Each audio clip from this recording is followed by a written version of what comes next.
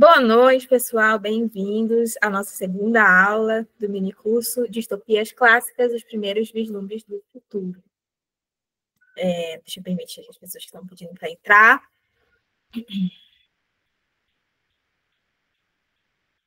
Bom, sejam bem-vindos a essa aula. Eu acho que a minha primeira missão aqui é falar do nosso grupo, né? Pedir para que vocês acompanhem a gente nas redes sociais. No Instagram, nós somos Gelite_Fopa, também somos Gelite_Fopa no YouTube e no Spotify. Lembrando que as aulas que acontecem aqui no minicurso são todas disponibilizadas tanto no YouTube quanto no Spotify, então você pode acessar tanto essa aula quanto as dos minicursos passados. Também, se você quiser entrar em contato com a gente para sugerir novos temas, você pode entrar em contato via e-mail, gelite.projeto.fopa@gmail.com. Eu acho que eu não falei muito na aula passada, mas nós somos um grupo de estudos da UFOPA, que é a Universidade Federal do Oeste do Pará. Essa universidade tem 15 anos aqui no Oeste do Pará, então é novinha. E para vocês que não conhecem, sejam bem-vindos. Espero que vocês gostem. O que mais que eu tenho que falar hoje? Bom, tem um resumo aqui das nossas aulas, né? Espera aí, deixa eu só aceitar. Tem gente pedindo para entrar. Nós vimos na aula passada a introdução à distopia. A gente viu a definição e origem e principais características do gênero, vimos contexto histórico e por que as distopias se tornaram tão populares, e também falamos um pouco sobre censura das obras distópicas na atualidade. E hoje, na aula 2, a gente vai falar sobre os clássicos, alguns clássicos distópicos, né? Admirável Mundo Novo, 1984, A Parábola do Semeador, e também vamos conversar um pouco sobre distopia clássica no cinema e na TV. Apresentar nossas professoras. Temos a Jéssica Sampaio, que é mestre em letras pelo PPGL, que é o programa de pós-graduação da UFOPA. Também temos a Yasmin Rodrigues, que é licenciada em letras em inglês pela UFOPA e mestranda do PPGL. Nós temos a Hiromi Okubo, que é licencianda em letras, também pela UFOPA. E eu, Alice Pereira, que sou licenciada em letras em inglês e também mestranda pelo PPGL. E nós também temos uma convidada especial, que é a professora doutora Débora Tavares, do Livre Literatura. A gente falou um pouquinho do tempo dela na aula passada, e estamos muito felizes com a presença dela. Vamos ver aqui mais pessoas pedindo para entrar. Então, gente, como prometido na aula anterior, eu tenho um aviso, que é falando sobre um slide que a gente colocou, teve um erro no slide, a gente colocou falando sobre as distopias ambientais, né, distopia ambiental, e tinha o título, estava distopia política, e apareciam essas obras. A gente teve esse errinho nesse slide, na fala da professora Débora. Então, só para corrigir aqui, tá, gente? Esses livros são correspondentes da distopia ambiental. E, como prometido, nós teremos hoje a interação com a professora Débora, nossa convidada especial, né? Perguntas e respostas.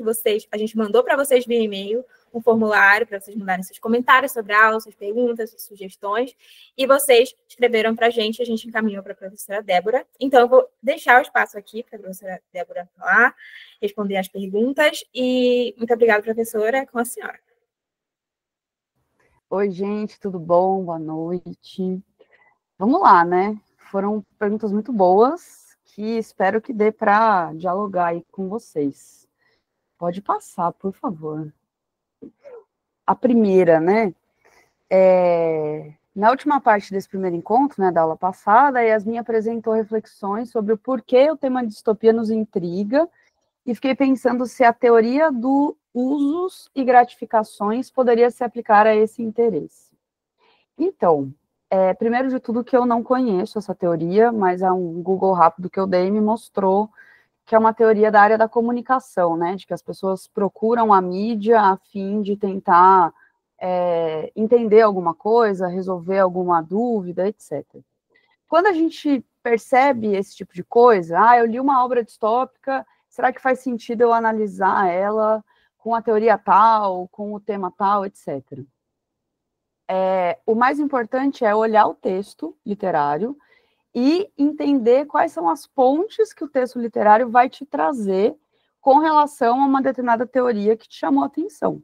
Então, claro, eu precisaria conhecer, né, a estrutura, o método da teoria dos usos e gratificações, mas o primeiro passo seria selecionar trechos, né, de qual obra, por exemplo, né, qual questão que está acontecendo para conseguir fazer alguns paralelos, para a gente não cometer algo que é muito comum quando se fala de distopia, que é o anacronismo.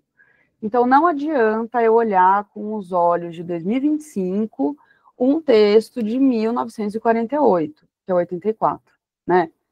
Não adianta eu olhar com a cabeça do século XXI uma obra do século XIX, né? A gente esquece que tem coisas no meio do caminho, principalmente avanços tecnológicos, que fazem muita diferença, né? Então, por exemplo, os textos do Marx, que são do século XIX, é de uma época que não existia fuso horário. Imagina. É umas coisas elementares, assim, sabe? Então, tomem muito cuidado, não estou falando que não é para usar essa teoria, mas vejam como que dá para aproximar coisas sem ficar anacrônico, né? E a gente vai falar muito sobre tecnologia e tal. Geralmente, essas luzes piscando no texto nos dizem muito mais sobre a estrutura em que esses temas aparecem, ou seja, a gente se volta para a tecnologia para pensar em relações de poder, para pensar em opressão, para pensar em trabalho. E aí, depois, os pormenores de como cada obra mostra tal coisa, né? Então, eu fiz essa gigantesca digressão só para dizer que eu precisaria conhecer essa teoria para saber se tem essas pontes. Se for o caso, aí, olha aí, temos um tema de pesquisa na área de comunicação, provavelmente, né? Então, usar justamente o trabalho acadêmico para provar que é possível aproximar a teoria tal do texto literário distópico XYZ, né? Enfim, não sei se quem fez a pergunta está aqui, se ficou contemplado, espero que, né, dê alguns pontos aí de reflexão. Faz sentido, gente? Pode passar? Tranquilo? Por favor, então. Você indicaria o livro A Máquina do Tempo, do H.G. Wells, para falar sobre classes sociais? Olha, então, muito provavelmente é possível entender dinâmicas de classe, principalmente em obras distópicas. Seja em obras em que isso está muito gritante, proletas versus membros do partido, tipo no 1984, ou, sei lá, facções dos Jogos Vorazes ou do Divergente, enfim, seja em obras que isso está mais sutil, né? Sei lá, no Fahrenheit 451, a questão das classes, ela aparece, mas ela não é o maior motor de conflito, né? Tem, né, o bombeiro em crise e tal, etc. Né? Então, estou falando isso porque toda obra distópica, ela está preocupada em extrapolar algum elemento de seu tempo, né? E a dinâmica de classes, ela é uma estrutura que causa muita tensão há uns bons séculos, né? Então, como a gente tem a distopia como um gênero mais recente, né, final do XIX, começo do século XX, muito provavelmente, nem que seja de um jeito latente, né, a questão de classes, ela aparece, né? Então, é importante para entender as tensões dos personagens através, né, seja numa obra tipo o Conto da Aia, que você não tem nem classe, são castas, que é uma ideia de ser inflexível, ser impossível de se posicionar de uma casta para outra, né? Gritando, ó, analisa a classe social aqui, pelo amor de Deus, vai, né? Então, de um jeito ou de outro, eu acho que aparece. Eu acho que, com certeza, né, a Máquina do Tempo cabe muito fazer essa discussão. E aí a questão é de entender de novo o quanto que a obra te dá sinais para, ó, analisa aí, hein? O vilão é de uma classe social, o herói é de outra. Poxa, já consigo, né? Ou até mesmo num formato de uma dialética negativa. Quais são as classes que não aparecem? Por que não está sendo falado de tal e tal coisa? O que isso nos diz sobre a dinâmica social dentro da obra, né? Mas eu acho que, assim, H.G. Wells, com certeza, né? E aí vale pesquisar também o contexto do autor, né? Às vezes, as escolhas políticas do autor vão te dizer em que lado da disputa de classes esse autor ou essa autora tá, né? Enfim. Ai, que bom! A pessoa da primeira pergunta está aqui. Maravilha. Fico feliz. Pode passar para a próxima, por favor, meninas. A diferença entre ficção científica e distopia seria o teor negativo que a distopia traz? Na maioria das vezes, representando uma nova tecnologia como um novo instrumento de opressão? Então, não sei se dá para fazer esse corte, assim, sabe? Porque daí vai excluir o fato de que a ficção científica não teria teores negativos ou não teria aspectos pessimistas e tal. Ela tem, né? A diferença é que a ficção científica, ela vai se preocupar em criar os detalhes do mundo. Que língua essas criaturas falam? É só pensar, sei lá, numa obra de ficção científica bem, bem clássica, tipo Star Wars, né? Guerra nas Estrelas. Você vai ter ali muitas raças, muitas etnias, muitos planetas, muitas coisas, tal, tal, tal, tal. Então, os detalhes, eles são muito variados. Mas o tronco principal, a estrutura, é uma dinâmica de imperialismo. O império versus a república. Então, se eu não entendo sobre império, imperialismo, tal, tal, tal, né?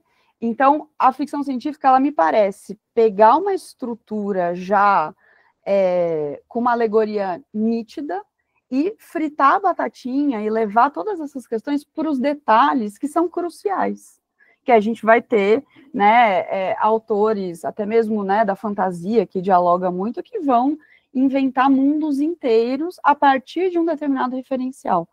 Toda obra de ficção, ela é filha de um mundo histórico, social e político. Às vezes, isso está muito pertinho do chão. Era uma vez uma história que se passa no Rio de Janeiro, aí você já tem um referencial. Era uma vez uma história que se passa na galáxia XYZ. Eu não tenho tanto referencial, mas eu vou ter coisas, raizinhas, que vão me puxando para o contexto de produção, né? Então, eu acho que é muito mais entender essa diferença e que a distopia não é que ela não vai se preocupar com os detalhes do mundo que ela vai criar, né? Que língua as pessoas falam, como se vestem, tal, etc. Vai. Mas a principal preocupação é especular a estrutura. E se houvesse um sistema ditatorial em que a polícia, ela lê o pensamento? O crime, ele acontece na ideia. Ele sequer precisa acontecer no mundo real, no mundo concreto, né? Ele está apenas no patamar abstrato, né? Então, é pegar a estrutura de dinâmica de controle, autoritarismo, polícia, perseguição, tal, e extrapolar. Eu não vou extrapolar as coisas que estão no entorno, eu vou extrapolar um núcleo, né? Aí acho que não faz sentido ver desse prisma teor negativo, teor positivo, final feliz, final triste. Mas é entender a organização dos elementos narrativos e como que cada obra procura mexer um pouco com isso. E a questão da tecnologia, ela vai ser, assim, comum de uma maneira muito profunda, né? E aí cada obra vai medir essas gradações e vai dizendo essas coisas todas, né? Recomendo muito o texto do Gregory Claeys, que infelizmente não está traduzido, que é o Dystopia Natural History, que ele vai falar de utopia, de distopia, de ficção científica, né, enfim. Os PDFs circulam por aí, traduções, né, automáticas, etc., para quem não tem acesso ao inglês. Para quem tem, é um baita de um texto, né. Pode passar, gente, por favor. Olha só que legal essa pergunta.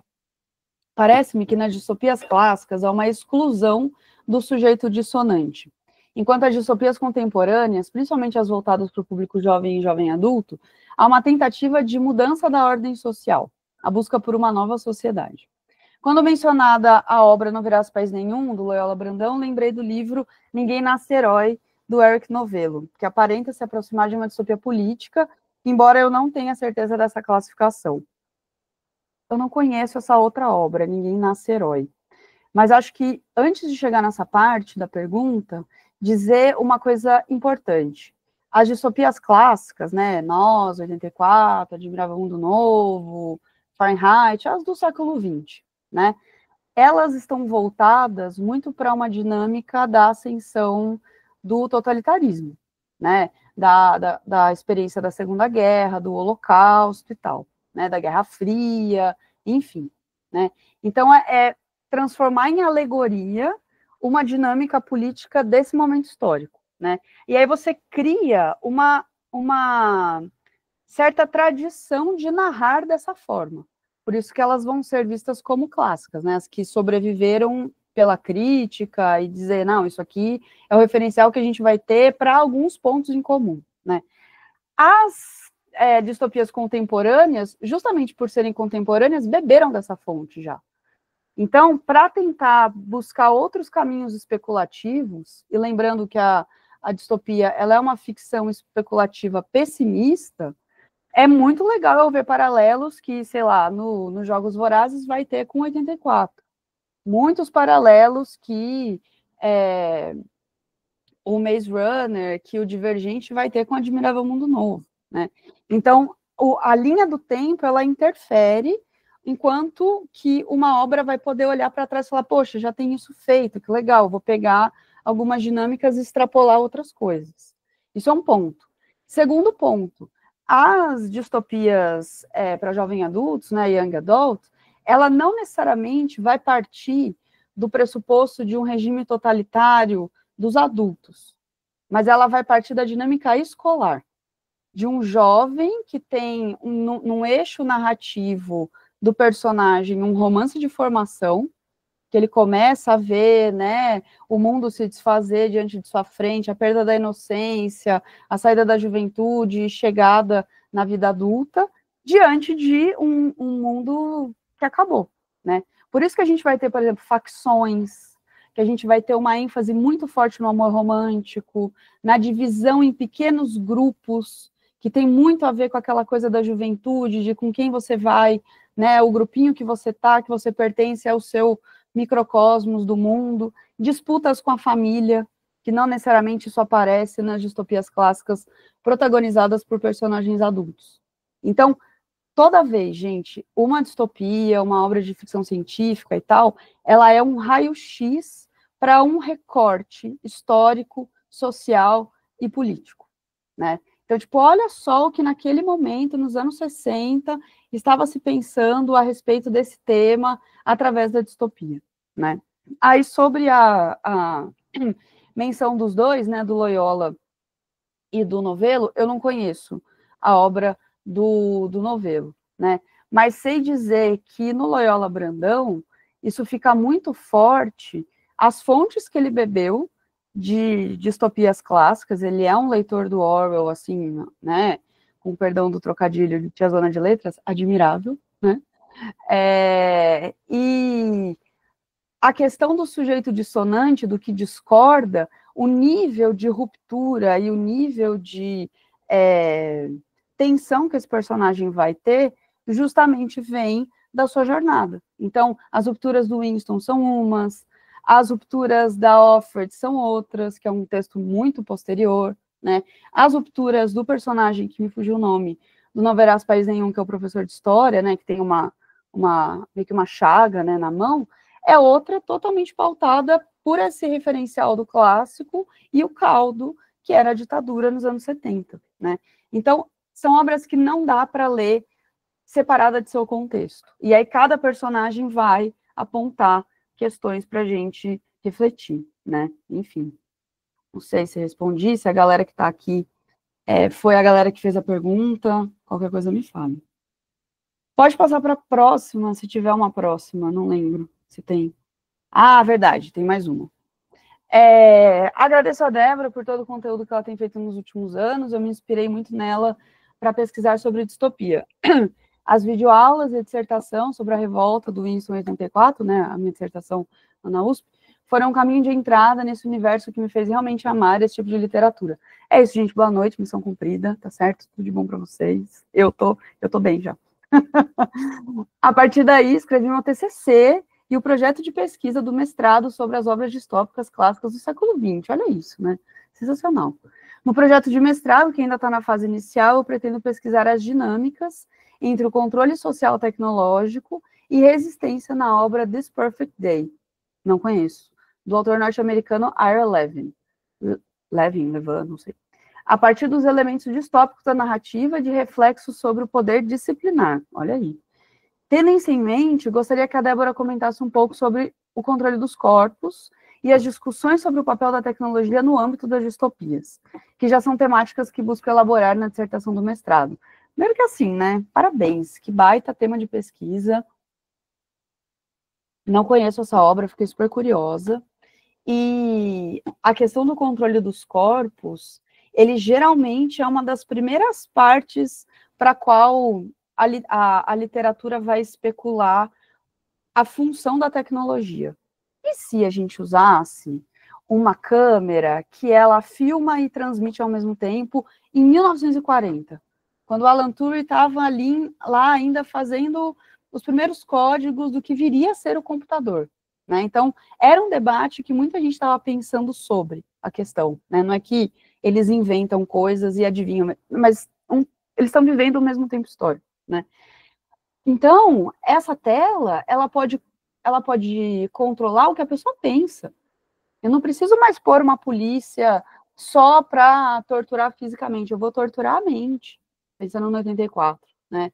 Ou se essa tecnologia, ela é tamanha, no seu nível de crueldade, que eu posso escravizar mulheres para elas virarem escravas sexuais para manter uma casta da sociedade se reproduzindo. E aí é um tipo de tecnologia política, não é uma câmera, não é uma máquina e tal, né? Mas é o aparato governamental, o aparato estatal que controla o corpo, né? Então, são temas que dá para, com certeza, ler o Vigiar e Punir, do Foucault, com certeza absoluta, né? Com certeza absoluta, tem muita coisa no Marx a respeito, né, a ideologia alemã, o próprio manifesto, né, de sistematizar essa dinâmica política e tal, né, e aí dependendo das peculiaridades, por isso que, né, enfim, eu não conheço quais são as coisas do The Perfect Day, entender qual é o tipo de tecnologia que está rolando e como que esse controle dos corpos funciona com um determinado propósito, sempre pensando disso, e se o pior cenário é tal coisa, né, e se a gente cria uma droga chamada soma, que as pessoas vão ficar num torpor e não se questionar mais, pensando no Admirável Mundo Novo que a gente vai ver aqui hoje, né? Então, cada obra está muito preocupada com essa questão da tecnologia, com intensidades e frequências diferentes, mas com certeza isso permite caminhos, né, para ler teóricos que também estão falando sobre a tecnologia na sociologia, na economia, na história, na antropologia, e por aí vai, né? E, assim, desejo uma excelente pesquisa, estou à disposição para trocar figurinha, porque é um baita de um tema, muito, muito legal ver esse tipo de assunto ocupando espaço na academia, muito bom mesmo. Era isso, né, gente? Tinha mais pergunta?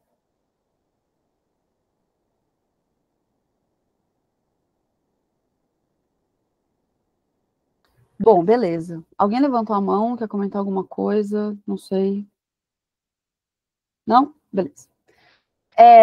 E aí, gente, semana passada... Ai, que bom, Matheus. Maravilha. Semana passada, a gente falou muito sobre o conceito, né, da distopia.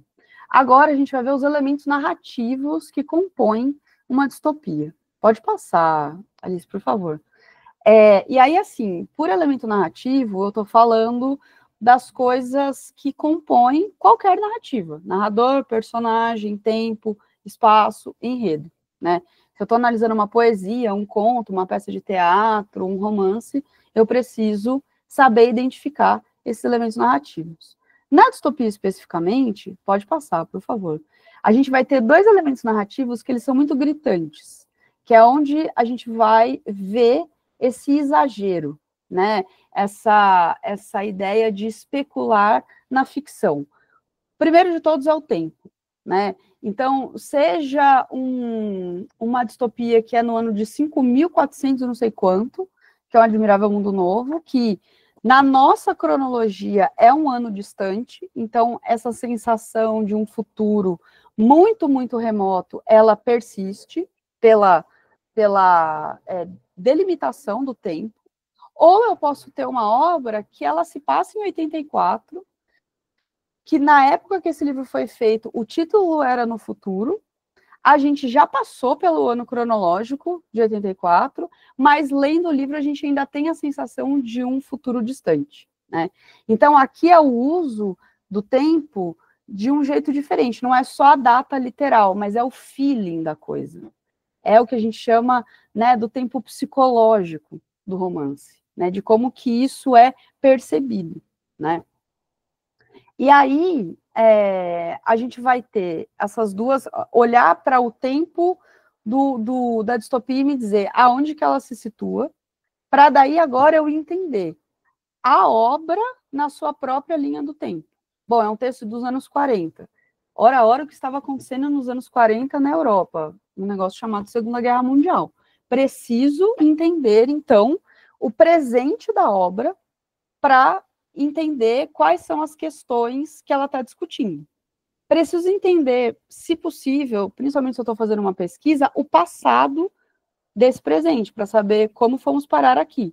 Então, se eu vou estudar a Segunda Guerra, no mínimo Primeira Guerra. Aí você entra no esquema de pirâmide dos historiadores, né? Que é quando você vê se está lá no Aristóteles. Voltou, Grécia Antiga, né?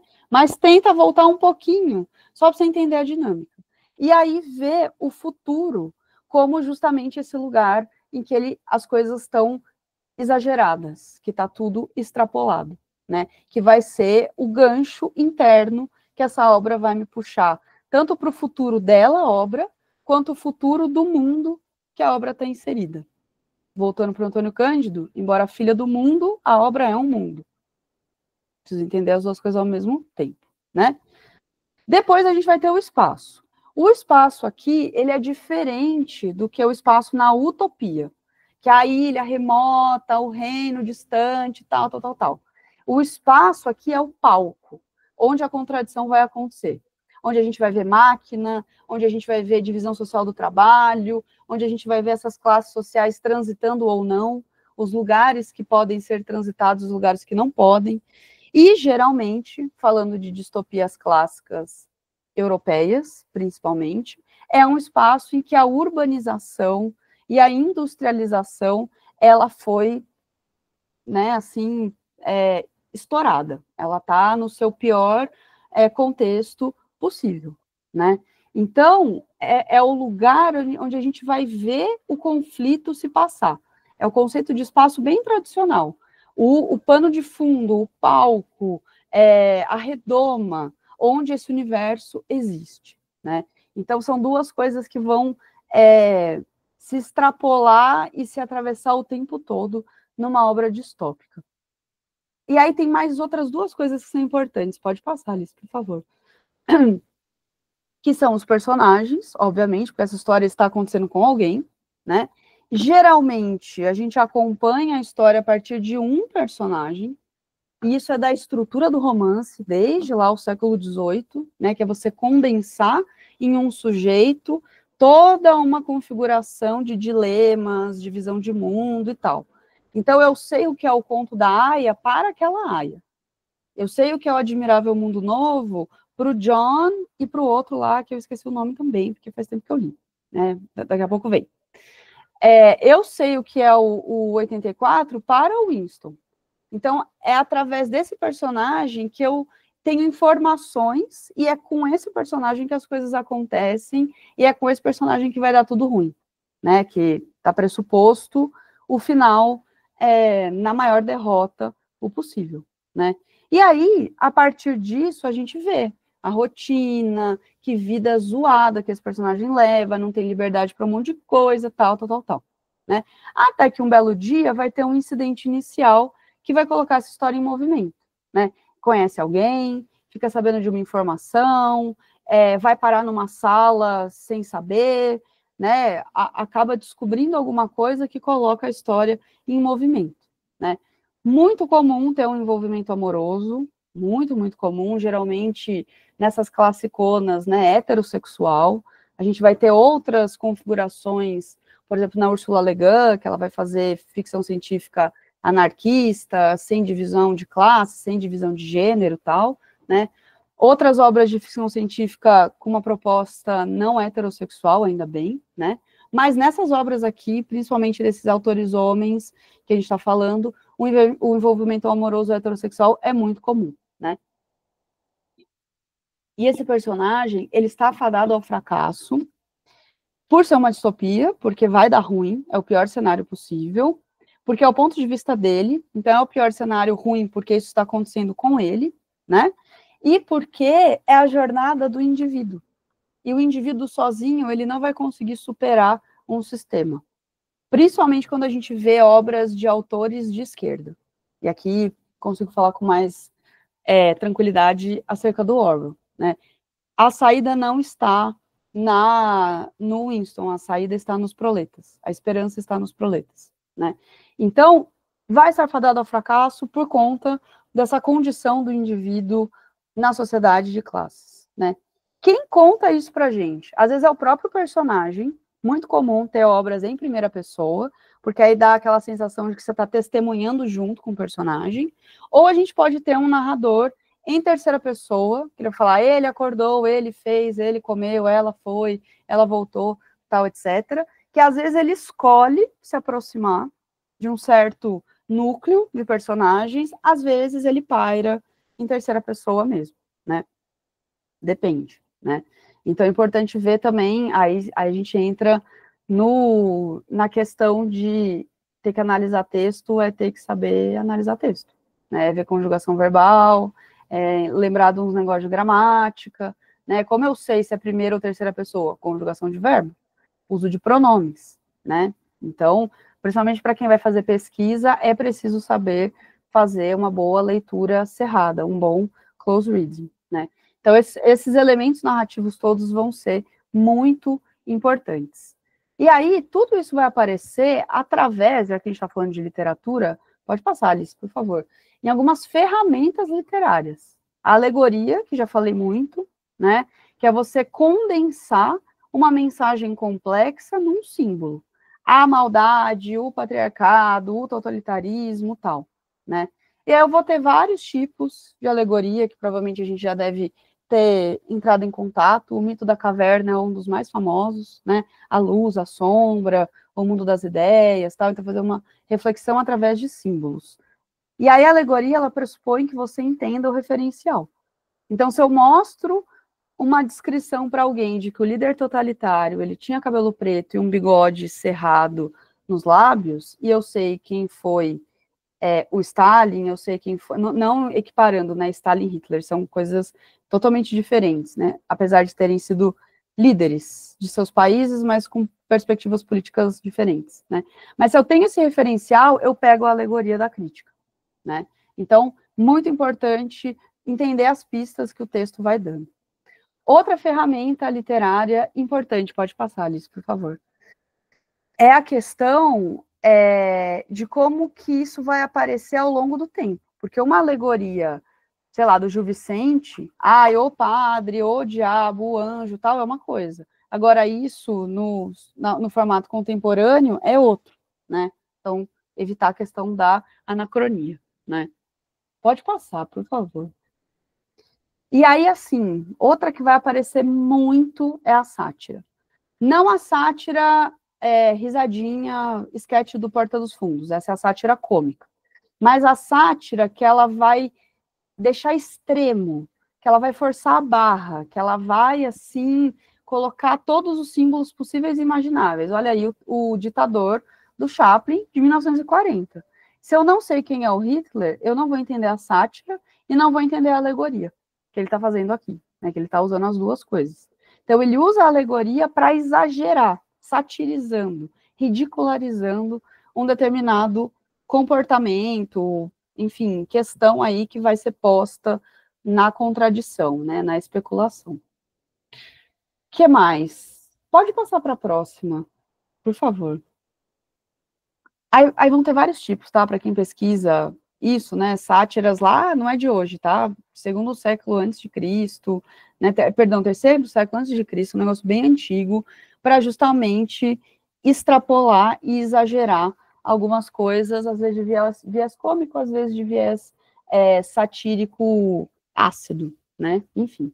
Então, muitas coisas que a gente precisa ter em mente. Os elementos narrativos, as ferramentas literárias E aí, como que tudo isso vai aparecer no formato de ideias, né? De assuntos, de temas no enredo. Pode passar, Alice, por favor. Então, como que a gente falou da forma, como que essa forma ela vai falar do conteúdo, como que ela vai trazer o conteúdo para a gente? Obras que são organizadas em um determinado sistema político, centralizado, dividido em classe, em casta, em grupo, sempre vai ter essa ideia de hierarquia, né? Geralmente, nas distopias clássicas, um sistema totalitário, que vai ser violento e que vai controlar as pessoas pelo uso da força, um exército, uma polícia, tal, etc. Um tema muito importante é o trabalho, né? Como que o personagem está inserido nesse mundo do trabalho, que patamar ele ocupa, né? Trabalhador braçal, intelectual, burguês, tal, né? As tecnologias que vão ser específicas desse mundo, né? As máquinas, né? As técnicas, as ferramentas, remédios, né? Enfim, pensando no Admirável Mundo Novo até, né? A questão da ciência, que é justamente a interferência, né, porque tecnologia, trabalho é a interferência da humanidade na natureza, como que a gente chega nisso, como que a gente interfere e transforma o meio, né. Tudo isso num pacote de valores sociais, né, então as distopias clássicas de esquerda procuram fazer uma crítica contra esses sistemas, que exploram, que, né, enfim, tiram a liberdade, fazem uso da violência, etc. Né? Então, os valores sociais de contraste do personagem com o seu antagonista é o que vai moldar aí a discussão da história. E, geralmente, as primeiras proibições, né, de um mundo distópico tem a ver com a arte, tem a ver com o prazer, com a reflexão, com o amor, com o sentimento, com o afeto, né? Justamente os primeiros decretos do surgimento de uma sociedade distópica que vão proibindo as coisas todas, né? Então, através da alegoria, através da sátira, através do tempo, do espaço, personagem, narrador, esses assuntos todos vão sendo elaborados, cada mundo dentro das suas próprias regras, né? Então, acho que não ficar preso nisso dos nomes e terminologias teóricas e tal, mas entender que são algumas dinâmicas que vão ser preponderantes à forma da distopia, né? E aí tem um autor muito importante, contemporâneo, pode passar, Alice, por favor, que é o Mark Fisher, que ele tem esse livro, né, Realismo Capitalista, que ele, né, enfim, ele montou uma frase, que é um título, né, de um dos capítulos, mas, assim, né, no nervo da questão. Por que que é mais fácil imaginar o fim do mundo do que o fim do capitalismo? Olha o que isso nos diz sobre a capacidade imaginativa dentro de uma determinada ordem social. É mais fácil ficar pensando e confabulando e imaginando o apocalipse, quem eu ia ser, que papel eu ia cumprir, qual casta eu ia pertencer, do que destruir o sistema. Olha o que isso diz sobre esse sistema que a gente está inserido, né? Para falar sobre isso, ele vai analisar aquele filme Filhos da Esperança, né, com o Clive Owen, que é aquele tipo de filme que quanto menos você souber, melhor é o spoiler da virada, é um filme sensacional, né, de justamente pensar que a catástrofe, ela é iminente, e essa sensação de que o mundo está acabando é constante, justamente como uma estratégia de parálise, da gente ficar inerte. Ah, sempre foi assim, né, sempre vai ser assim. E isso é um ditame neoliberal que eles não têm medo de esconder. A Margaret Thatcher já dizia nos anos 70, não há esperança. There is no alternative. Né? Virou até um acrônimo, né? O TINA. Hoje é o Make America Great Again, né? Faça a América melhor de novo, né? No Trump. Né? Então, eles não precisam disfarçar de que não há escapatória. Não há esperança, não tem o que fazer, sempre foi assim, para justamente minar qualquer possibilidade de sequer imaginar algo além. Imaginar, que dirá colocar em prática, né? Então, assim, recomendo muito para quem se interessa nesse assunto, o texto do Mark Fisher. Mas eu acho que, assim, é o cerne da coisa. Tem muitas outras coisas que dá para falar, mas pensando em grandes discussões para a gente ir para os textos, de fato, chegar nas obras que a gente escolheu aqui para o curso, que as meninas vão trazer. Eu acho que mais, assim, de questões de literatura, era isso que eu queria comentar. O que vocês acham, gente? Podemos passar um pouquinho para frente, até por conta do horário? Beleza. Pode pôr no... Acho que já pode ir direto para o Admirável Mundo Novo, né? Que é o próximo. É isso?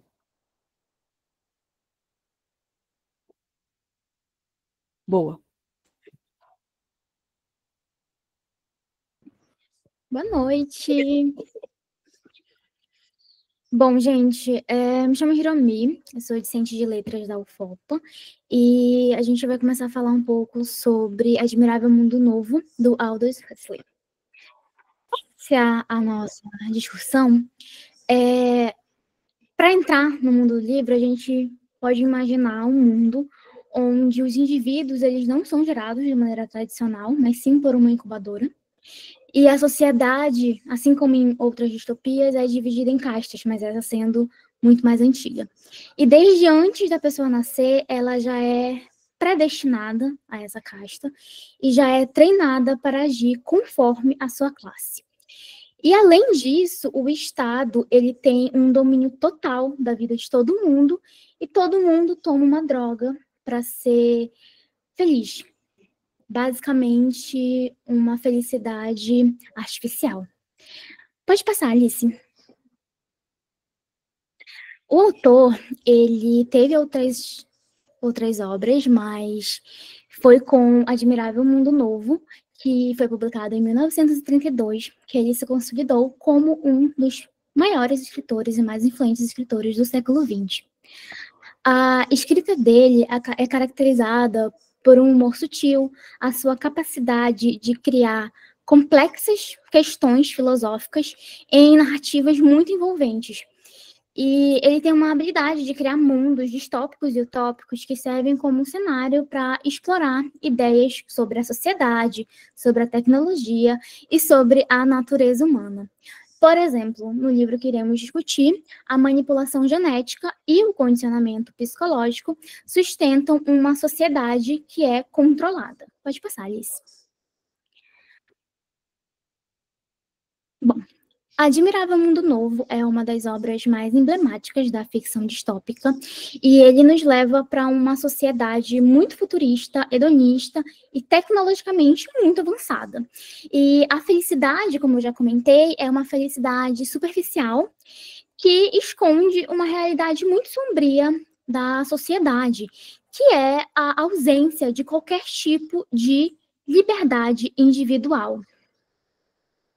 Alguns autores, como, por exemplo, o autor de 1984, que a gente vai comentar aqui, usam a violência como uma forma de opressão, e já em Admirável Mundo Novo, o controle social ele é feito por outro tipo de violência, uma violência de manipulação de prazeres, o consumo desenfreado, o condicionamento biopsicológico, e a visão que o autor traz é uma grande crítica ao capitalismo, à cultura de massas e até mesmo à própria natureza humana.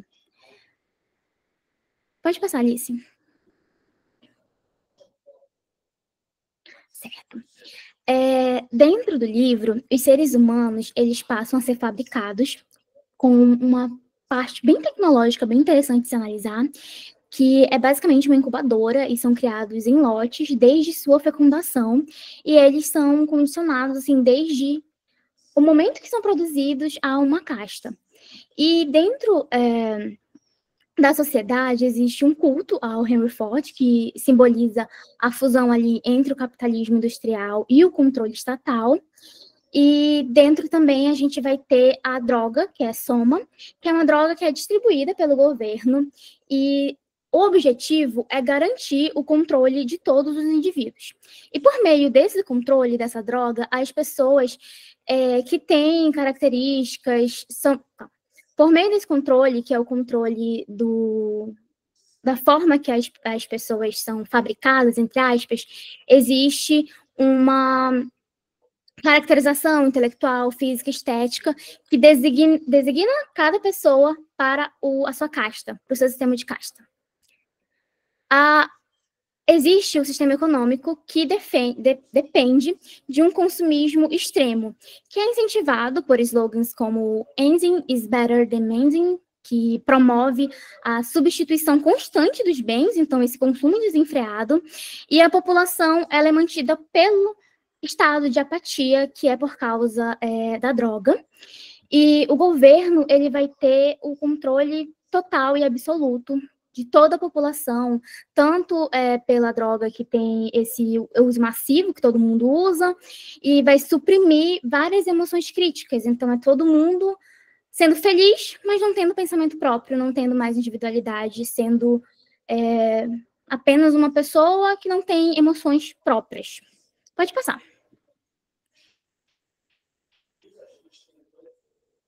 Pode passar, Alice. Obrigada.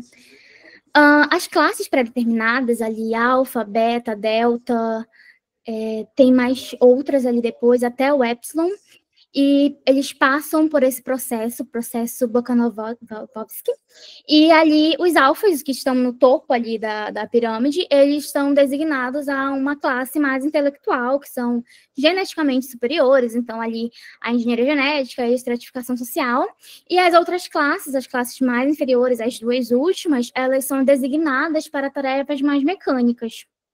Pode passar, Alice.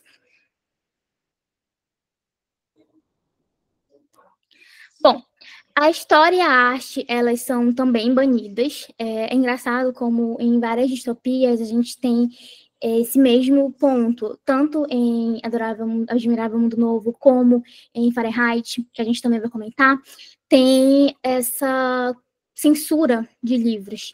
Então, é eliminado algumas obras, como as obras de Shakespeare, e a cultura é uma cultura que é totalmente alinhada com os valores do Estado.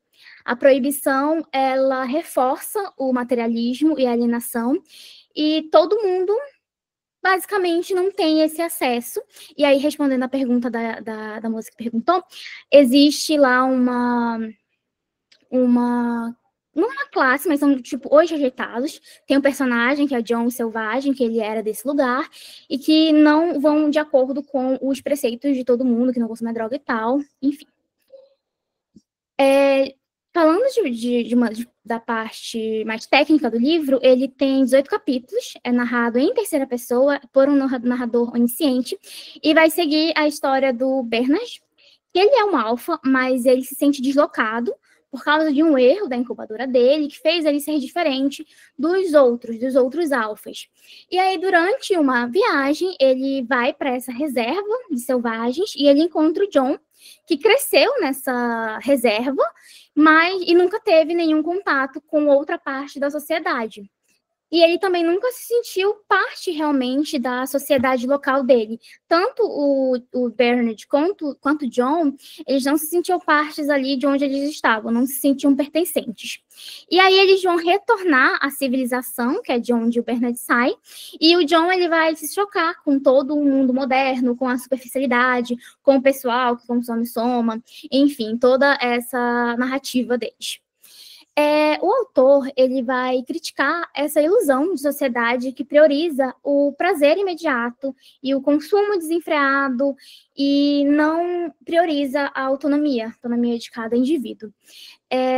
Essa distopia, ela não tem assim um grande malfeitor, grande tirano, e ele emerge de vários sistemas socioeconômicos e culturais que fazem a alienação de vários indivíduos. A obra foi muito, muito bem aceita, teve várias críticas positivas, até hoje é uma das mais clássicas e mais influentes, tanto que várias coisas que estão na obra, que originalmente são da obra, são replicadas em várias outras distopias. Pode passar, Alice.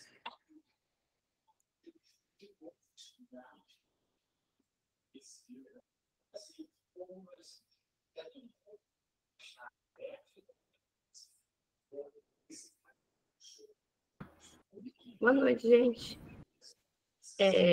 Eu vou fazer aqui uma breve análise sobre 1984. Pode passar, amiga.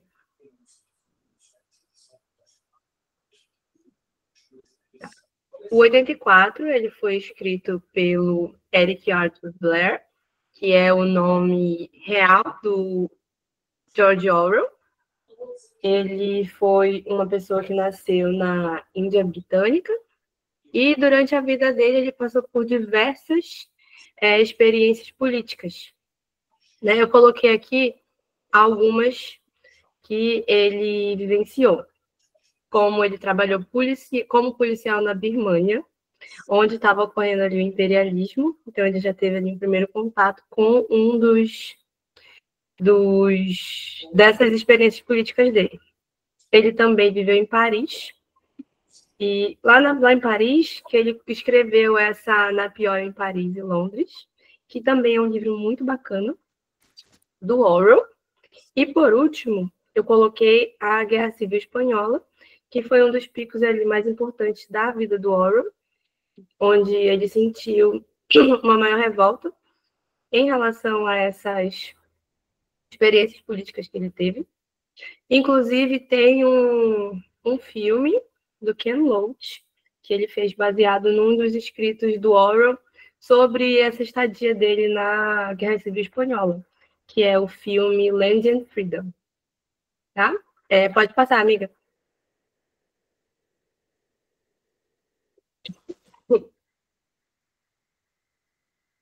Aqui eu trouxe uma pequena sinopse do 84, que a história se passa em um futuro distópico, onde o partido, liderado pelo enigmático Big Brother, que eu até coloquei uma imagem dele ali atrás, controla a vida na superpotência Oceânia. Winston Smith, que é o protagonista, um funcionário do Ministério da Verdade, começa a questionar o regime opressor e busca formas de resistir à vigilância constante e ao controle sobre a realidade. A obra explora temas como totalitarismo, manipulação da verdade e perda da liberdade individual. Pode passar, amiga. Aqui eu começo com um dos temas principais do Noite 84, que é o totalitarismo. O Orwell ali, quando ele esteve presente participando da Guerra Civil Espanhola, foi onde ele criou uma maior revolta em relação ao totalitarismo, principalmente acerca do Stalin. Inclusive, além do 84, ele também escreve outra obra falando sobre essa ascensão do stalinismo no mundo, que é Animals Farm, que traduziram para o Brasil. Aqui no Brasil ele circula como a Revolução dos Bichos, né? Eu creio que esse seja o nome. Só que não é o termo mais adequado para falar sobre o Animals Farm, tá? Pode passar, amiga. Então, aqui no 84, a gente tem o partido, e o partido ele é o regime ali, o governo, que vai impor toda essa vigilância e esse totalitarismo em relação aos cidadãos da Oceânia, que no caso eles são divididos entre os funcionários dos ministérios e os proletas, que seriam, no caso, os pobres, né? Pode passar.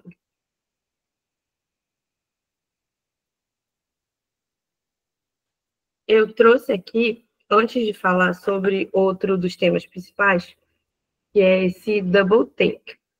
Eu usei a versão da Antofágica, inclusive a professora Débora, que escreve o texto lá da Antofágica. Muito bom texto, gente, leiam. E o double take, ele seria a ideia de os cidadãos, eles acreditam simultaneamente em duas coisas. Seria aceitar o significado imposto pelo partido, mas também saber que existe um outro significado. Por enquanto, ainda existe outro. Né? Seria essa contraposição de ideias. Você aceitar tanto uma coisa quanto a outra. E também a gente tem o thought crime. Pode passar, amiga.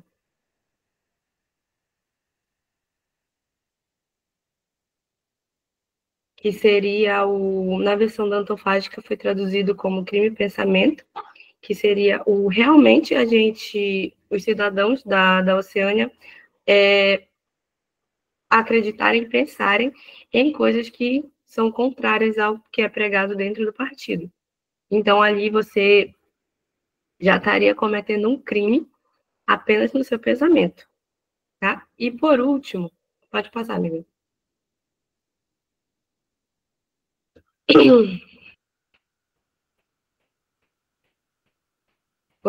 Por último, nós temos as teletelas. Eu não sei se vocês já assistiram... Obrigada, professora. Não sei se vocês já assistiram o filme que a gente colocou junto com o material, que é o 1984, que foi publicado em 1984. E ele é uma das melhores adaptações que a gente tem para o cinema do 84, porque ele chega bem próximo do que tem no livro, né? Do que tem na obra, realmente. E a parte mais chocante para mim, no caso, são essas teletelas, que aparece o olhinho. Aquele olhinho que tudo enxerga, que tudo vê, e eles estão por toda parte. Pode passar, amiga. Ai, gente, minha garganta tá ruim hoje. Tá. Aqui eu coloquei uma imagem de como aparece no filme. Essas teletelas, a todo tempo, eles estão vigiando os cidadãos. Eles não têm privacidade em lugar nenhum. Sempre vai ter uma teletela ali.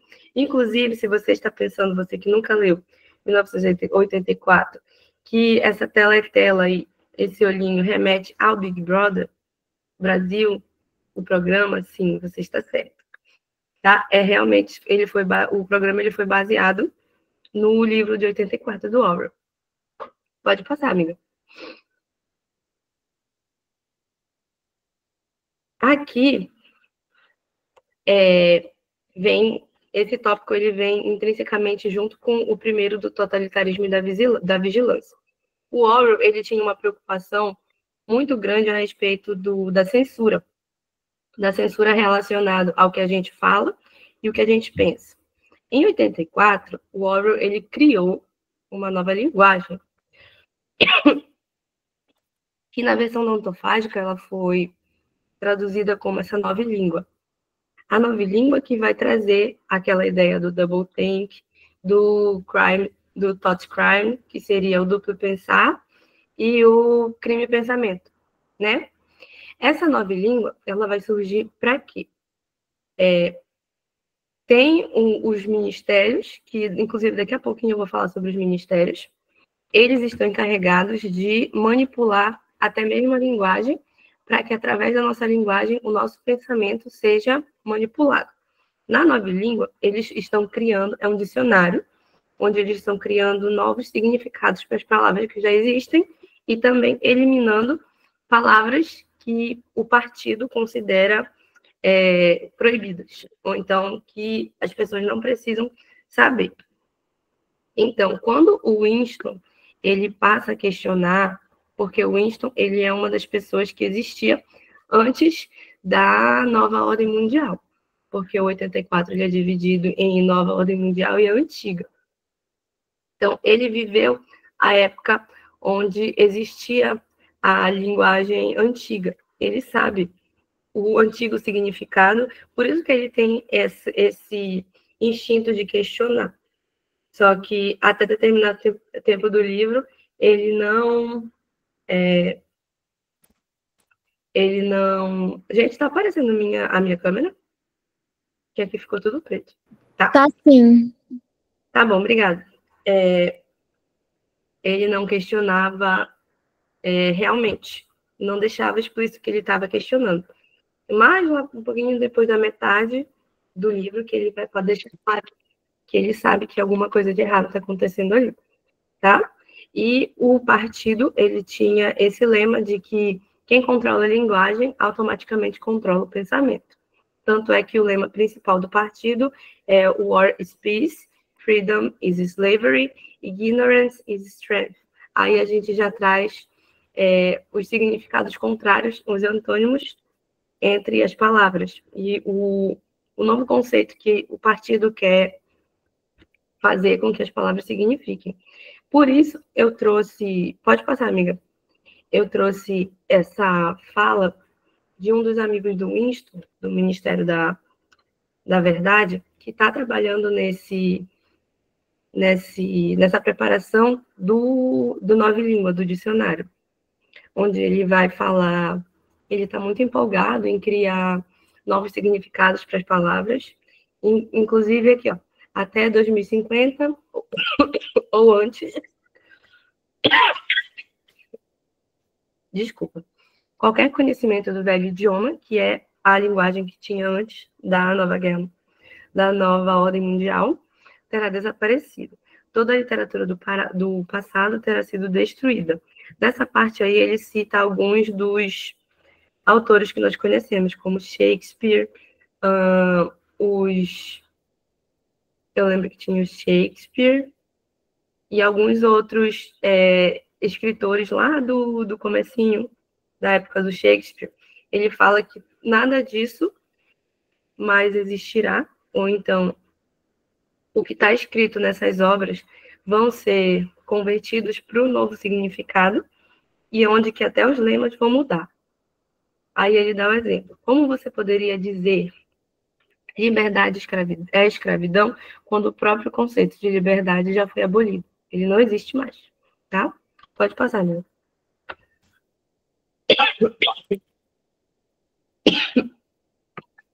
E para que haja essa destruição da verdade, né, tanto na linguagem quanto no pensamento e no modo como as pessoas elas vivem, o Orwell ele criou 4 ministérios. E aí a gente já percebe que esses ministérios eles estão dentro desse conceito de mudar o significado das palavras. Quando a gente tem aqui o Ministério da Verdade, que é onde o Winston trabalha, e nesse ministério é onde justamente são fabricados esses novos conceitos, essas novas palavras, onde é destruído realmente a verdade, porque ali a gente não vai ter mais uma verdade igual nós conhecemos, no que tem lá no velho idioma, e sim no que já tem na nova língua. Por isso que é o Ministério da Verdade, já é uma verdade que eles criam, tá? E o Ministério da Paz é o ministério que vai estar ali à frente das guerras que ocorrem entre a Oceânia e a Letácia. Né? Então, a gente já vê guerra e paz, conceitos distintos. E o Ministério do Amor, que aqui eu vou dar um pequeno spoiler, para quem já leu, já está sabendo, né, dessa parte, que o Ministério do Amor ele é encarregado de torturar aquelas pessoas que se revoltam contra o partido, né? E, por último, o Ministério da Fartura, que é quem justamente regula a quantidade de comida que as pessoas comem. E o Winston, ele anota num diário que ele tem, um diário que ele coloca todos os pensamentos dele ali. Nesse diário, ele vai contando as quantidades de comida que ele recebe, e ele vai percebendo que a cada mês, ele recebe menos e menos comida. Então, a gente já percebe que a fartura também vem dessa contradição do que ser fartura é a gente ter menos e não mais. Pode passar, amiga.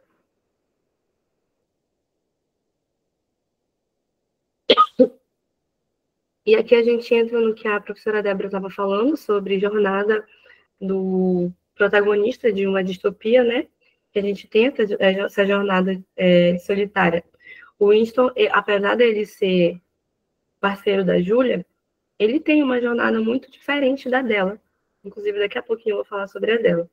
Ele é muito sozinho na questão de se revoltar contra tudo que está acontecendo na sociedade e querer mudar isso. Só que ele dá de frente com essa sociedade que esmaga qualquer tipo de individualidade que um ser humano, um cidadão ali da Oceânia poderia ter. Pode passar, amiga.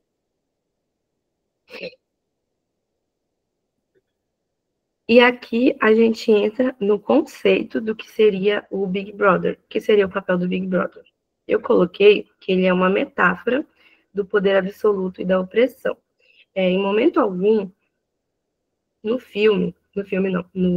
na obra literária, esse Big Brother ele aparece como personagem, como pessoa.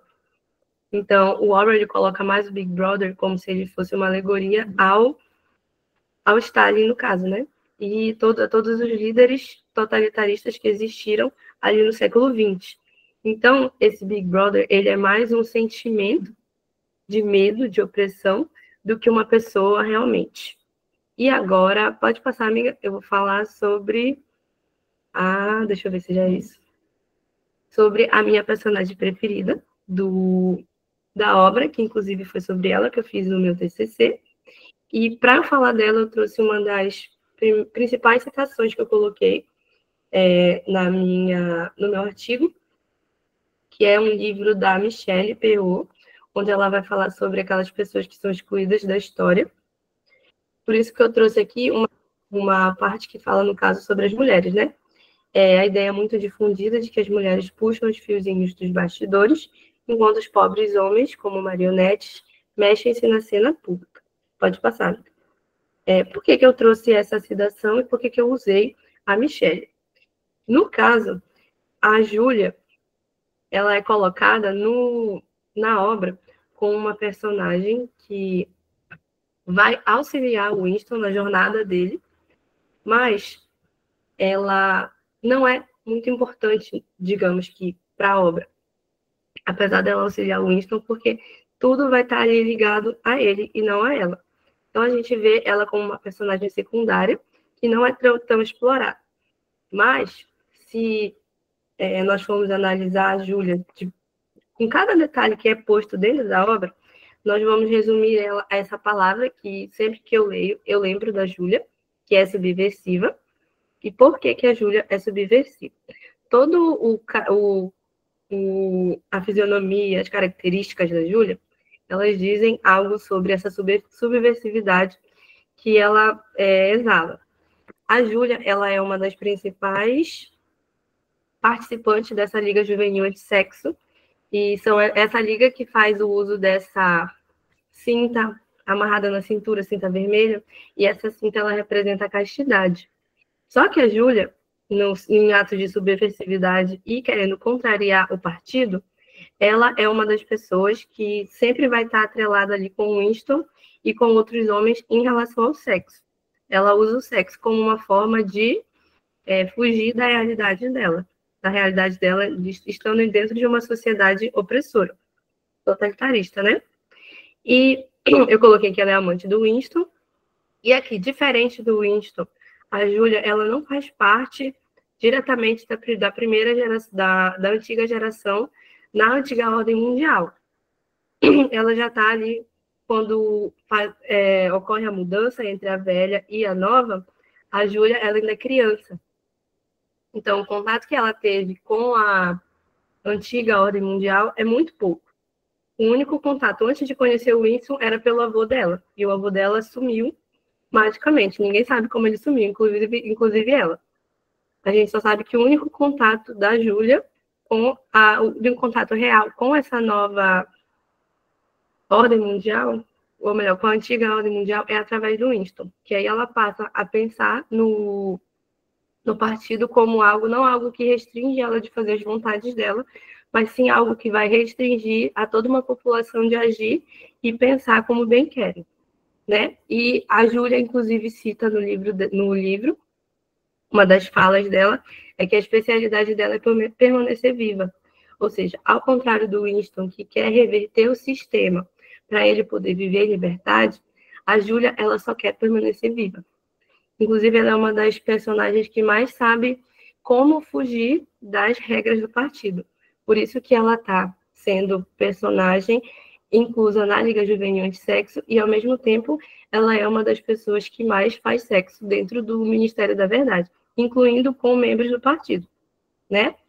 E aqui a Júlia, ela trabalha no Ministério, só que, ao contrário do Winston, que está ali numa parte mais intelectual, fraudando documentos, escrevendo novas palavras, ela só está numa seção, num departamento de ficção, que, incluindo esse departamento, ele tem a responsabilidade de criar, no nosso linguajar, fanfics, para as pessoas elas se alienarem da realidade, ali, do que está acontecendo de verdade na sociedade.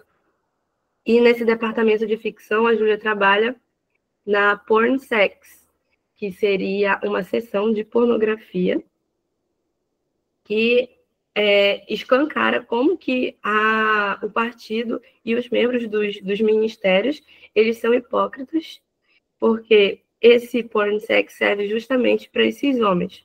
E para que vai servir esse tipo de alienação? No mundo de 1984, eles têm essa limitação de não poder fazer sexo com qualquer pessoa.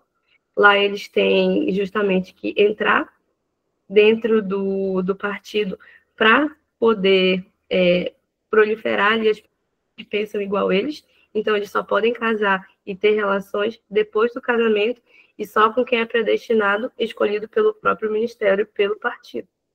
Então, a porn sex seria algo feito para os homens, para eles não terem a tentação de querer se rebelar contra o sistema por causa dos seus instintos sexuais, né? E, para finalizar, pode passar, amiga. Eu trouxe aqui um livro que ele foi publicado no ano passado, da Sandra Newman. Ele vai fazer uma fanfic de como seria se 1984 fosse narrado do ponto de vista da Júlia. Então, a gente vai ter mais a Júlia no centro das atenções. Como seria todo esse regime com o partido se a gente visse tudo do ponto de vista da Júlia. Tá? E eu recomendo muito que vocês leiam. E foi isso, gente. Obrigada. E desculpa pela minha voz, que tá rouca. Mas eu tentei. Boa noite, gente. Eu vou falar aqui muito rapidamente, né, do nosso terceiro romance escolhido, que é A Parábola do Semeador, da Octavia Butler. E apesar de ele estar ali no meio que um pontinho fora da reta do que a gente tem falado nos dois primeiros, a gente achou importante trazer uma autora mulher para a discussão, né? E principalmente se tratando de uma autora preta. Então, eu acho muito legal a gente fazer esse recorte, que tem muito a nos dizer, né? E a incrementar a nossa discussão. Pode passar, Alice. Desculpa, gente, estou com tosse também. Então, vou parar de vez em quando para dar umas tossidas aqui. Então, falando um pouquinho da Octavia Butler, ela nasceu ali em 1947, né? Faleceu, infelizmente, em 2006, ainda relativamente jovem. Ela nasceu na cidade de Pasadena, na Califórnia, e ela, desde muito cedo, apreciava a ficção científica e, inclusive, escrevia. Desde os 13 anos, ela estava escrevendo ficção científica e submetendo os textos dela para essas pequenas publicações em revistas e jornais. Então, ela tinha aquele feeling mesmo para essa carreira, sabe? Então, ali, ela sendo de uma família que perdeu o pai muito cedo e foi criada só pela mãe, empregada doméstica, a realidade dela tentando alcançar esse sonho da carreira literária é permeada de uma série de subempregos. Então, enquanto ela estuda na Universidade do Estado da Califórnia, ela está ali sendo empregada para lavar louça, para limpar a casa, e tentando escrever sobre isso. Inclusive, disse que ela acordava, 3 da manhã, ou então, depois do trabalho, ela descansava um pouco e depois acordava para escrever um pouco. E assim ela foi uma autora muito profícua. É claro que essa realidade de subemprego aliada ali ao almejar a carreira literária mudou quando ela fez a publicação já do primeiro romance, né, aos 27 anos, o Pattern Master, que curiosamente, é o último romance que vai ser traduzido dela aqui no Brasil, né, porque ele, apesar de ser o primeiro que foi escrito por ela, é o último de uma série que ela publicou posteriormente. Então, vou mostrar para vocês mais para frente. Tá? Pode passar, Alice. Desculpa, gente. Então, falando um pouquinho aqui do romance que a gente escolheu, ele já foi publicado um pouquinho mais lá na frente da carreira da Octavia, e foi publicado em 1993. É um romance distópico que se passa na Califórnia, curiosamente, entre os anos de 2024 e 2027. Então, é uma liberdade especulativa que se passa no que seria o nosso tempo, e aí é uma experiência muito legal para a gente vivenciar a leitura, né? Porque, como a Débora disse, é o papel da distopia extrapolar certas tendências. E aí você vê um texto que foi publicado, foi escrito ali por volta dos anos 80 e 90, publicado em 93, e que se passa no nosso tempo, como que aquelas pessoas naquela época, como que a Butler, especificamente naquela época, conseguiam imaginar um futuro próximo como o nosso. Então é muito legal ver lá as datas, tipo, nossa, isso foi hoje que aconteceu. Porque, curiosamente, o livro é escrito em formato de diário. Ele é o diário da protagonista, a Lauren Olamina, que é uma jovem afro-americana de 15 anos. Então, o que acontece? Ela vive nesse cenário meio pós-apocalíptico, né, em que é tudo meio um caos. Eu expliquei para vocês um pouquinho na semana passada. E ela vive numa comunidade fechada, que é cercada por um muro. E ela, quando estava ali na proteção daqueles muros e numa sociedade que tenta manter as aparências de civilidade, que do lado de fora já não existem mais, não existe, só existe causa, violência, brutalidade, uso de drogas, incêndios, tudo que vocês imaginarem de ruim existe do lado de fora desse muro. E mesmo assim, ela se sente presa naquela comunidade e ela almeja abandonar essa comunidade, né? Só que, em certo momento, então, ela tem um plano e o romance se divide nessa parte. Tipo, primeiro ela está lá protegida pelos muros e tem a intenção de sair, de fugir, em busca de uma liberdade maior, né? Mas liberdade para quê? Se a realidade em que ela vive é avassaladora, né? E, desculpa. E aí acontece uma reviravolta no romance, né? Um plot twist, em que essa comunidade é invadida e ela é forçada a abandonar a estabilidade daquela comunidade em que ela antes era protegida. Então, tem essa reviravolta no romance, que é muito legal. A gente vê como que ela lida, né, com essa partida que foi, em parte, planejada, mas não ocorreu como ela planejava. Então, como a Débora disse antes, o papel da distopia é extrapolar certas tendências. E aqui eu trago algumas tendências que podem ter inspirado a Butler a escrever a Parábola do Semeador como ela escreveu. Então, ali nos anos 80 já começa o alarde em relação ao aquecimento global, com o aumento das emissões de gases poluentes, né, e o aumento da temperatura na Terra. Existe também, com o aumento da criminalidade, a intensificação dessas comunidades fechadas, de espaços privilegiados, porque, assim, eu não sei se vocês têm uma imagem, assim, por exemplo, de um subúrbio estadunidense nos anos 90. A gente que é millennial, com certeza assistiu muito a Sessão da Tarde, né?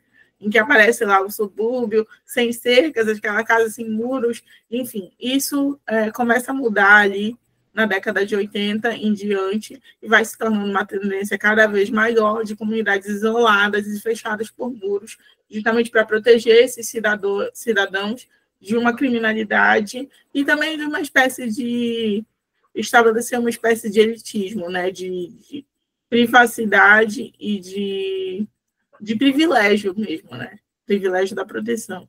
Existe também, e é um debate muito interessante no livro, porque muitos dos personagens são analfabetos. Ela é uma das poucas personagens alfabetizadas, né, que sabe ler. Isso exageraria uma tendência que estava muito em debate na época.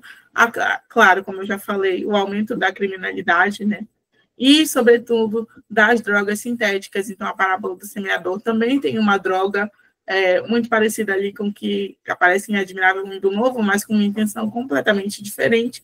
O nome da droga se chama piro, e ela é relacionada ela tem como consequência fazer com que as pessoas fiquem admiradas pelo fogo, e aí elas saem causando incêndios avassaladores nas casas, nas florestas, para ficar assistindo o fogo destruir. Então, essa droga é chamada piro, e é considerada uma epidemia para as pessoas que vivem fora daqueles muros, né? Então, tipo, o consumo deliberado e generalizado de drogas, como aconteceu nos anos 80 e 90 com o êxtase. Então, era uma preocupação que ela aumentou, criando aí essa droga chamada piro. Tem a questão do vício, porque é claro que com o uso deliberado e generalizado de drogas, você tem um aumento muito grande na quantidade de pessoas viciadas, né? E nas consequências desse vício na qualidade de vida das pessoas.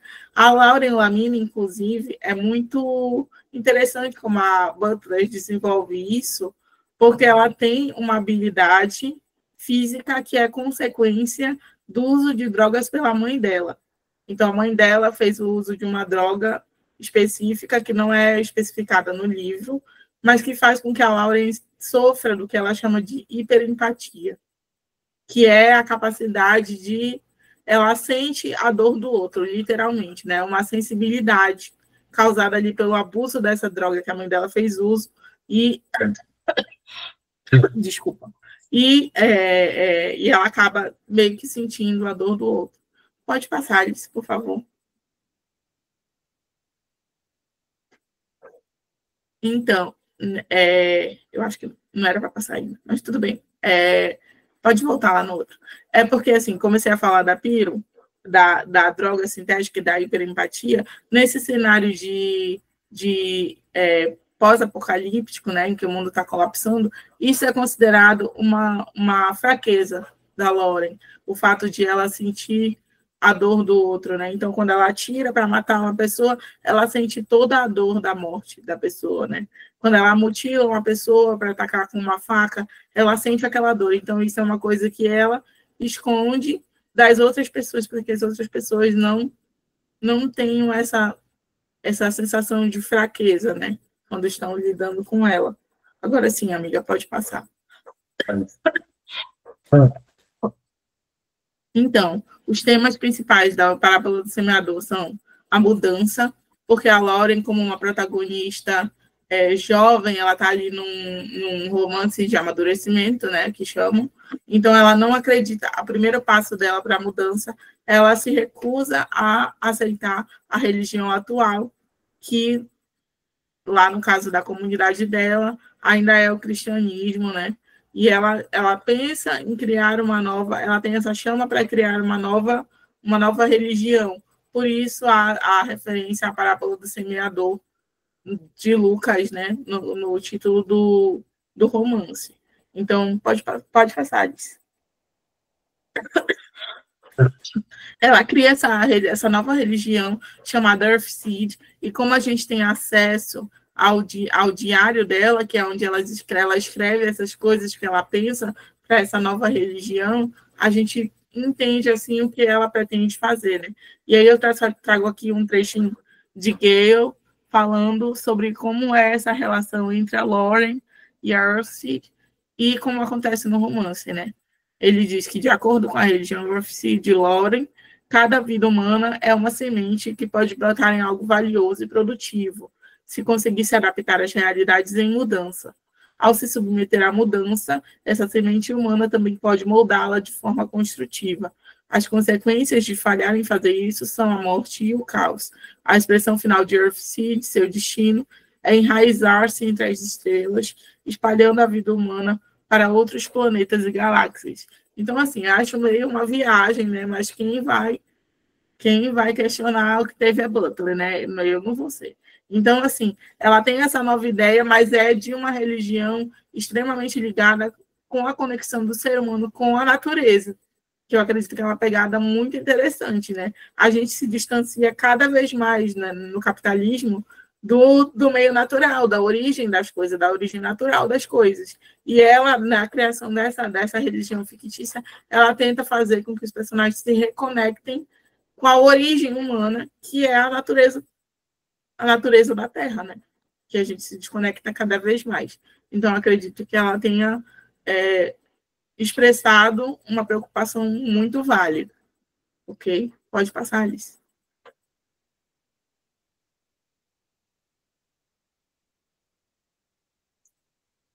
Ó, tá vendo como eu me adiantei na hiperempatia? Estava bem aqui, eu me adiantei e falei logo. Então, o outro tema é a questão da liberdade. Desculpa, gente. Que, assim, é uma liberdade relativa, né? Porque ela está ali e naquela comunidade cercada, ela tem certa liberdade para certas coisas, né? E quando a comunidade, infelizmente, é invadida, ela sai e é privada daquela liberdade, mas vai buscar outros rumos. E aí o que acontece? Ela busca uma liberdade maior do que aquele sistema em si pode oferecer. Então, ela almeja realmente fundar uma nova comunidade longe do meio de onde aquilo está acontecendo, né?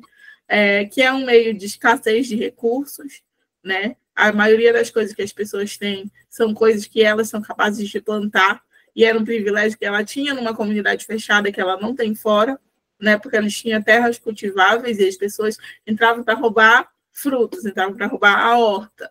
Então, se vive com essa escassez de recursos, né? E escassez, inclusive, de armas, de qualquer outro recurso que vocês imaginarem, está tudo meio que decaído, sabe?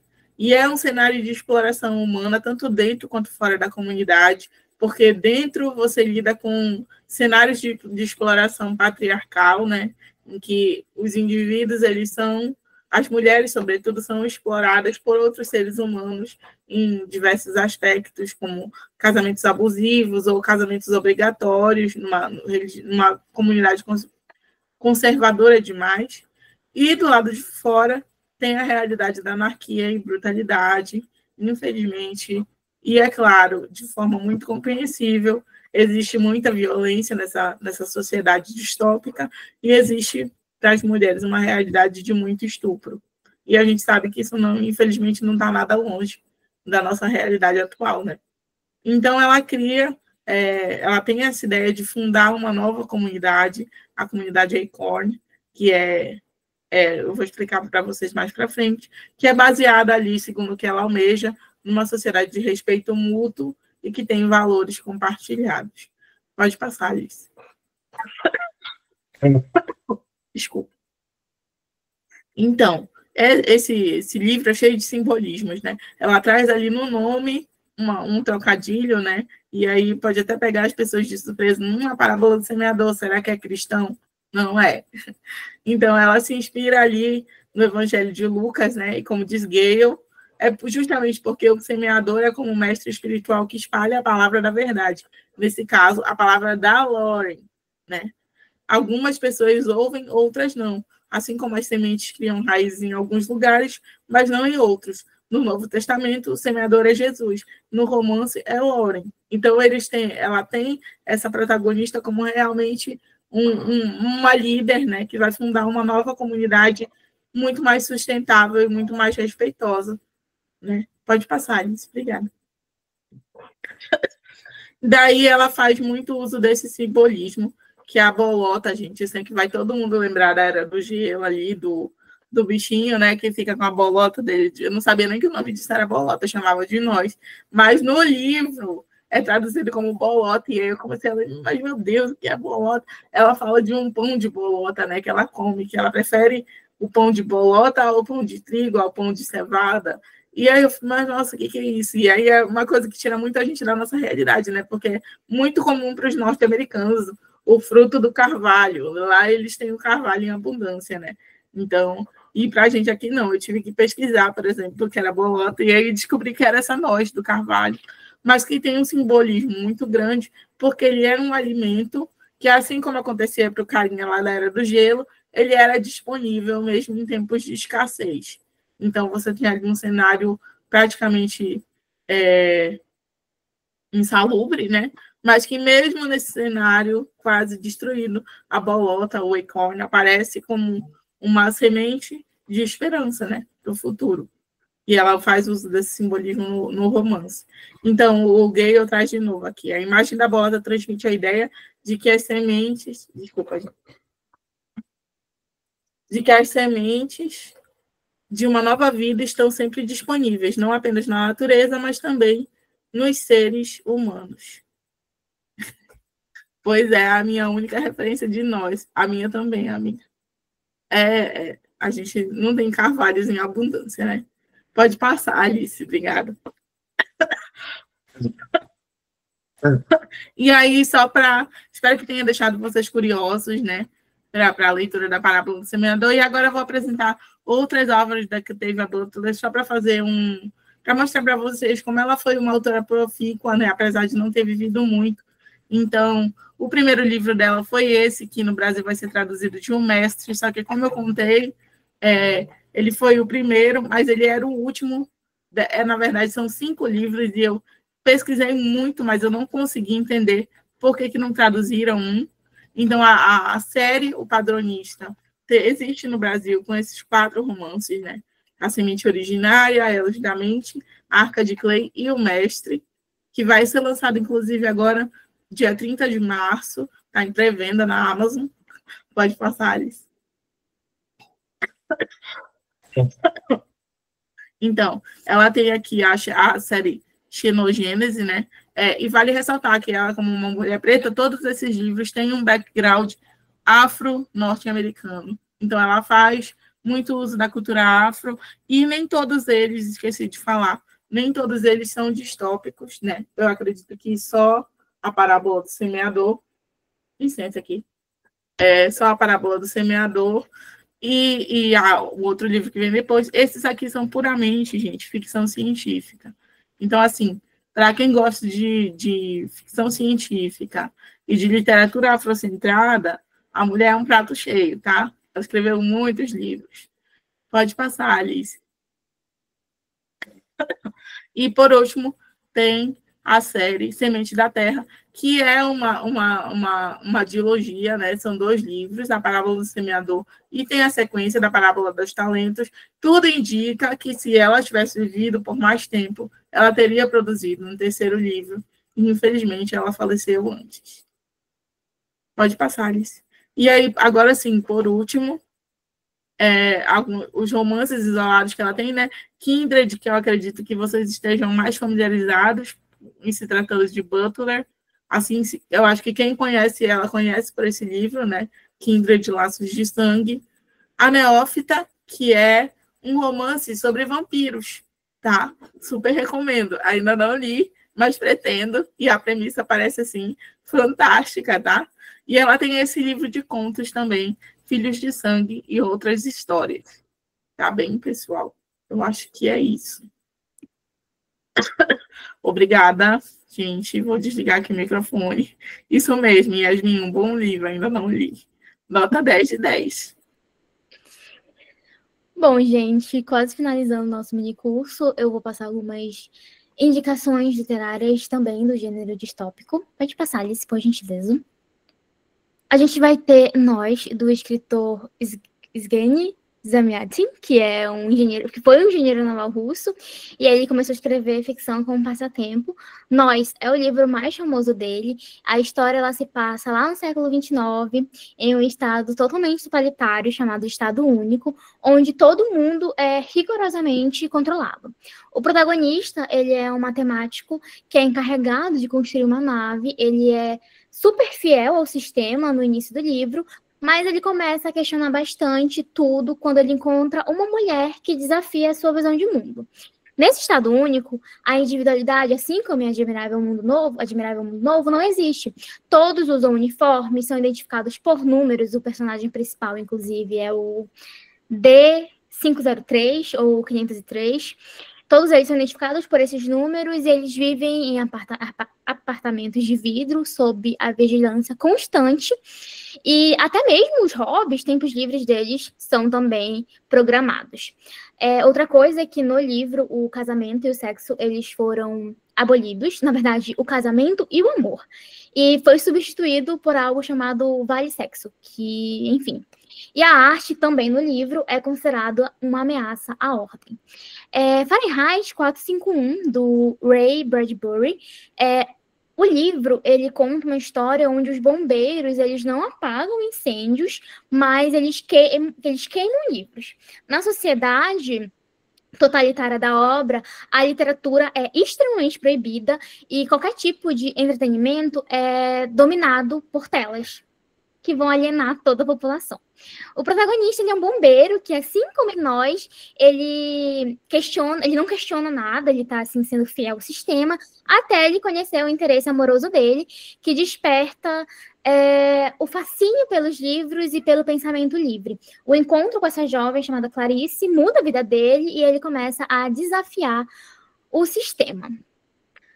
Bom, Laranja Mecânica, que acho que já é bem mais conhecido, passa em um futuro distópico, segue a vida de Alex, que é um jovem, que é líder de uma gangue de delinquentes que cometem muitos crimes violentos, furto, agressão, estupro, apenas por pura diversão.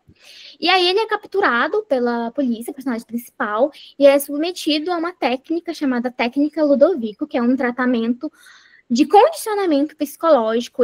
Aquela cena bem famosa, onde ele está com os olhos assim bem abertos, assistindo, no filme, no caso, que ele está assistindo várias cenas de muita violência, de estupro, enfim. E aí, depois dessa transformação, ele passa por esse experimento, ele acaba sendo vulnerável à violência dos outros, e aí acaba tendo uma reviravolta, ele acaba sendo agredido pelas pessoas que ele agrediu, enfim. Pode passar, Alice.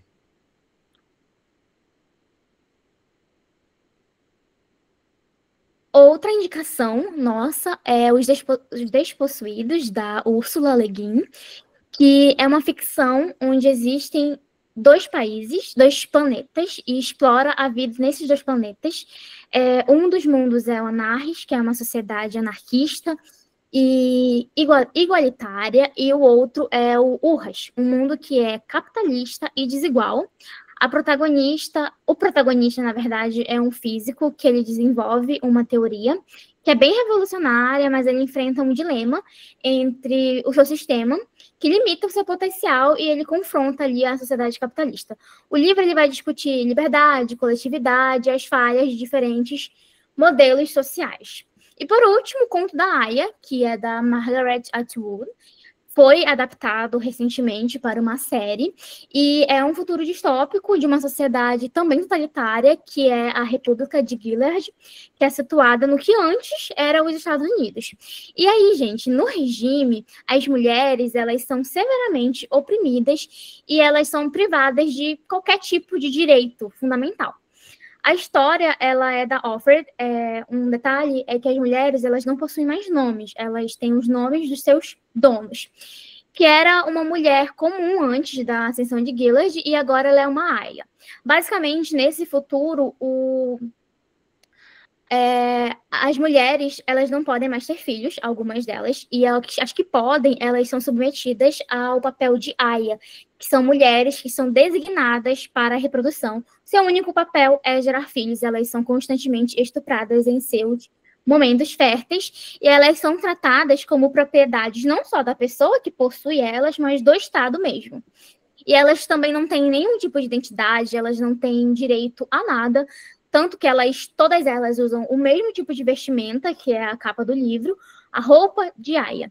As mulheres, elas também são divididas não só em categorias de, por exemplo, as mulheres férteis que podem ter filhos, mas também as servas, as mulheres que tomam conta das aias e até quem trabalha como empregada doméstica.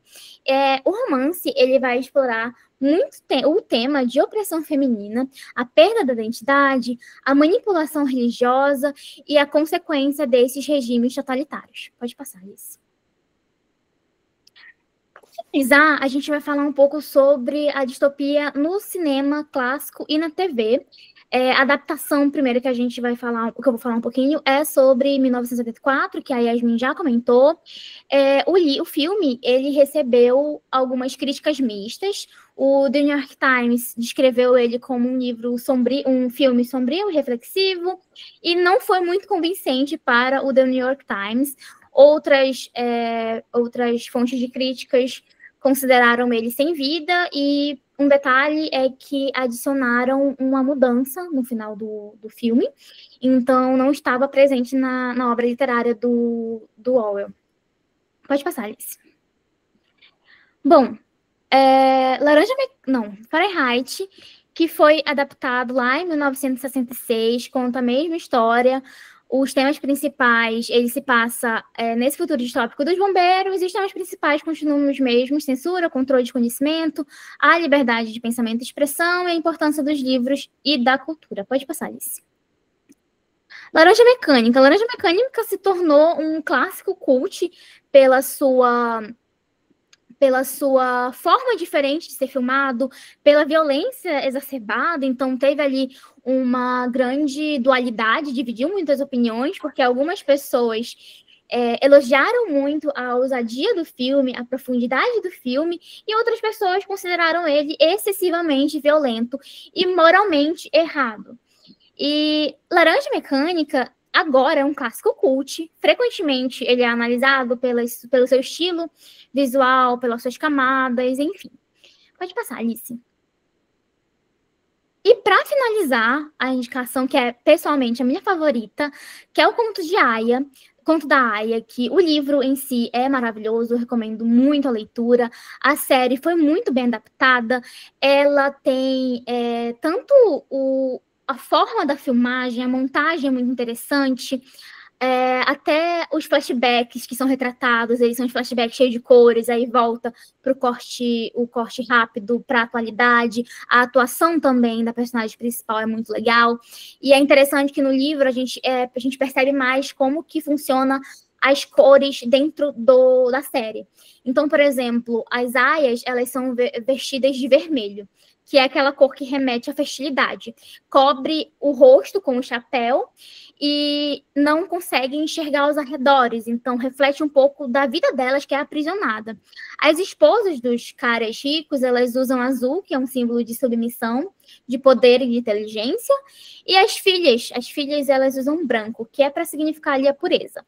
As tias, que são basicamente educadoras e vigias das aias, elas vestem marrons, e as martas, que são mulheres inférteis, de baixa classe social e cuidadoras domésticas, usam verde.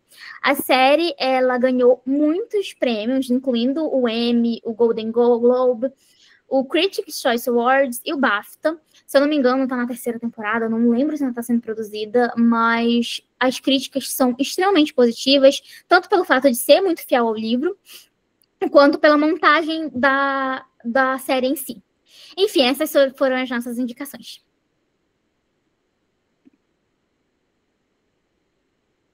Obrigada, gente. A gente passou um pouquinho do tempo, então vamos diminuir aqui a nossa interação dessa noite. Queremos agradecer a presença de todos vocês. Estamos também com o chat aberto para quem quiser comentar alguma coisa sobre a aula dessa noite. E eu preciso avisar vocês que nós vamos ter... Peraí. Eu não sei o que eu botei aqui, um temporalizador. Eu não sei como tirar. Mas nós vamos ter... o Distopias Contemporâneas, que é a parte 2 desse mini curso. Então, se você já tem indicações aí de que temas você quer ver nesse recorte de distopias contemporâneas, que obras você quer ver, aproveita e coloca no chat pra gente. Se você ainda está atrasado, precisa sair agora, não se preocupe, porque a gente também vai mandar via e-mail um formulário para vocês avaliarem o curso e para colocarem as sugestões de vocês. Muito, muito obrigada pela participação. Estamos abertos a comentários. Eu vou encerrar a gravação, mas a gente pode continuar conversando aqui, falando um pouquinho sobre distopias, para quem puder também, né?